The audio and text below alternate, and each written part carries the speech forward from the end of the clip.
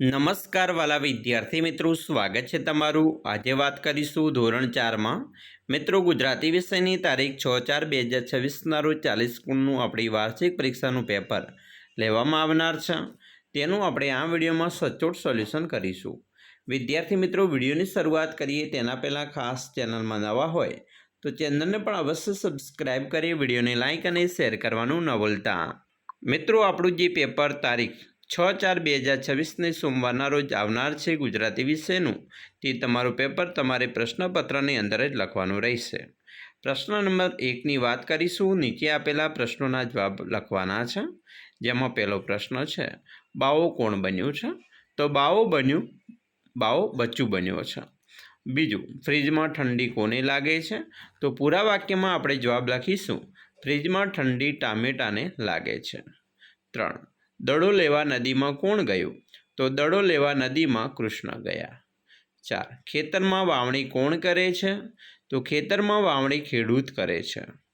પ્રશ્ન 2, નીચે આપેલા પ્રશ્નોના જવાબ લખવાના છે, જેમાં પ્રશ્ન 1, બોધરાજ બીજા બાળકોથી કઈ રીતે જુદો હતો? જવાબ, બોધરાજ બીજા બાળકોથી જુદો હતો કારણ કે પોતાની ગોફણમાંથી છૂટેલું નિશાન ક્યારેય ચૂકતો નહીં। બીજો પ્રશ્ન, આવ જા જા વાર્તામાં બાળકોએ કુલ કેટલા જાદુ કર્યા અને કયા કયા? તો 3 જાદુ કર્યા હતા, જેમાં એક જામફળનું, બીજું રબર અને ત્રીજું ચાવી। 3. કલાકારની જેમ ચૂનો લગાડવા માટે ટોમ શું કરતો હતો? જવાબ, કલાકારની જેમ ચૂનો લગાડવા માટે ટોમ પોતાની ખાસ સીટી મારતા મારતા ચૂનો લગાડતો। પ્રશ્ન 3, નીચે આપેલા કોષ્ટકની માહિતીના આધારે નીચે આપેલા પ્રશ્નોના જવાબ લખો, જેમાં મિત્રો 1 છે, મેઘધનુષ્ય સ્ટેશનરી, બિલ નંબર 420 છે, તારીખ 27/12/2005નું બિલ છે, અતુલ કુમાર જાનીના નામે એમણે કુલ અંકે ₹600 પૂરા અને ખરીદી કરી છે, જેમાં નોટબુક, ખાતર અને સ્કેચ પેનની ખરીદી કરી છે। છાપેલી કિંમત પર 10% ડિસ્કાઉન્ટ મળશે। ધોરણ 1થી 12 સુધીના તમામ પુસ્તકો મળશે। ચાલો હવે આપણે પ્રશ્ન જોઈએ।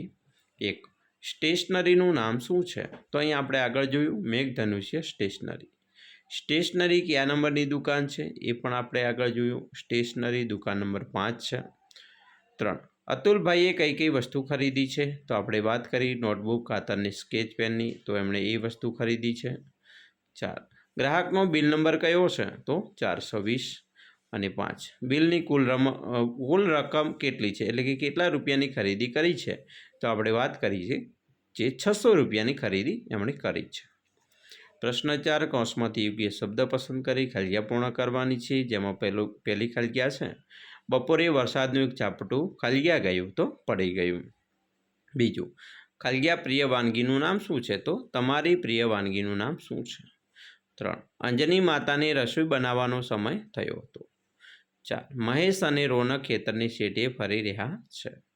5, સિંહે ઉંદરને ભાગી જવા કહ્યું। પ્રશ્ન 5, નીચે આપેલા વાક્યો સાચા બને તેમ ખોટા વિકલ્પ છેકો। મિત્રો, પહેલું વિધાન છે, ખૂબ જ જૂના સમયની વાત હતી, અહીંયા છે, ચેકી દઈશું। બીજું, રમતા રમતા બપોર થશે, ચેકી દઈશું। 3, ચેતન અને લીલાને ગરમી લાગે છે, લાગશે, ચેકી દઈશું। 4, સૂરજ દાદા તમે બહુ તાકાતવાળા છો એવું આવશે, હતા, ચેકી દઈશું। અને 5, તડકો ખૂબ વધી ગયો, તો અહીંયા છે, ચેકી દઈશું। પ્રશ્ન 6, નીચે આપેલ વિશે તમારા શબ્દોમાં 5 વાક્ય લખો, જેમાં પહેલો પ્રશ્ન છે, તમને ગમતી રમતનું નામ લખી તેનું વર્ણન કરો। મિત્રો, આપણે આપણી રમત જે તમારી પ્રિય હોય તેનું વર્ણન તમે તમારા શબ્દોમાં કરી શકો છો, જેના વિશે 5 વાક્ય વધુમાં વધુ લખવાના છે। મને ક્રિકેટ રમવું ગમે છે, હું અને મારા મિત્રો રજાના દિવસે ક્રિકેટ રમીએ છીએ, ક્રિકેટ રમવા અમે અમારા ગામના મેદાનમાં જઈએ છીએ, મને બેટિંગ કરવાનો શોખ છે, આવું પણ લખી શકાય। બીજો પ્રશ્ન, કૃષ્ણ વિશે 5 વાક્યો તમારા શબ્દોમાં લખો, તો લખી શકાય, કૃષ્ણનો જન્મ ગોકુળમાં થયો હતો, કૃષ્ણ રંગે શ્યામ હતા, કૃષ્ણની પત્નીનું નામ રૂકમણી હતું, કૃષ્ણની પિતાનું નામ નંદદેવ અને માતાનું નામ યશોદા હતું। એના પછી પ્રશ્ન 7, નીચે ચિત્રના આધારે 5 વાક્યો લખવાના છે। અહીંયા મિત્રો સરસ મજાનું ચિત્ર છે, ગામડાનું આપેલું છે, એના વિશે લખી શકાય। તો આ ચિત્ર ગામડાનું છે, બાળકો લખોટીની રમત રમી રહ્યા છે, બે વૃદ્ધ કાકા ખાટલા પર બેસી વાતો કરે છે, એક ગાય ખીલે બાંધેલી છે, બે કૂકડા દાણા ચણે છે, બે બાળકો ખાટલા પર બેઠેલા છે. એના પછી પ્રશ્ન મિત્રો 8. નીચે આપેલા ફકરો વાંચી પ્રશ્નોના જવાબ લખવાના છે. મિત્રો તમારે સરસ મજાનો ફકરો આપેલો છે અને 2-3 વાર વાંચી અને પ્રશ્નોના જવાબ લખવાના રહેશે. હવે આપણે પ્રશ્ન ઉપર જઈશું. પ્રશ્ન 1 છે, કબૂતરને ક્યાં રમવા રહેવાનું ગમે છે? તો જવાબ આવશે કબૂતરને વાવરું ઘરમાં કે કૂવામાં રહેવાનું ગમે છે. 2. અન્ય પક્ષીઓ કરતાં કબૂતર કઈ રીતે અલગ પડે છે? તો અન્ય પક્ષીઓ કરતાં કબૂતર ટોળામાં રહે તે અલગ પડે છે. 3. માળાનો આકાર કેવો હોય છે? તો છીછરી રકાબી જેવો. 4. કબૂતર માળો શામાંથી બનાવે છે? તો કબૂતર માળો છાંટીકડાથી બનાવે છે. અને 5. કબૂતરનો માળો કેમ ગંદો હોય છે? તો કબૂતરનો માળો ચરકથી ભરેલો હોવાથી તે ગંદો હોય છે. મિત્રો અહીંયા તમારું પ્રશ્નપત્ર આ ટાઈપનું પૂછી શકે છે. અમે આશા રાખીએ છીએ તમને આપણો આ વિડીયો ખૂબ જ ઉપયોગી નીવડશે. અને ખાસ મિત્રો વિડીયો ગમે હોય તો લાઇક, શેર અને સબસ્ક્રાઈબ કરવાનું પણ ન ભૂલતા.